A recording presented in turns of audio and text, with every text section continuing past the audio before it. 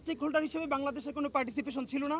সুতরাং এখন আন্তর্জাতিক কমিউনিটির কাছে আমাদের একটাই দাবি থাকবে, ভারত একতরফাভাবে অবৈধ যেই বাঁধগুলো আন্তদেশীয় নদীতে নির্মাণ করেছে সেই বাঁধগুলো উচ্ছেদ করতে হবে এবং বাংলাদেশে ইন্ডিয়া যে এই আধিপত্যবাদ কায়েম করেছে, পানি সন্ত্রাসের মাধ্যমে আমাদের হাজার হাজার মানুষকে তাদের জীবন বিপন্ন করে ফেলেছে, আমরা তার বিরুদ্ধে দাঁড়িয়েছি এবং আমরা সকল ছাত্র সমাজ ছাত্র জনতাকে আহ্বান জানাচ্ছি তারা যেন আগামী মঙ্গলবার 27শে অগস্ট আমরা যে ছাত্র জনতার লং মার্চ কর্মসূচি ঘোষণা করেছি শাহবাগ থেকে, সেই লং মার্চে সকলকে অংশগ্রহণ করার জন্য আমরা বিনীতভাবে অনুরোধ করছি।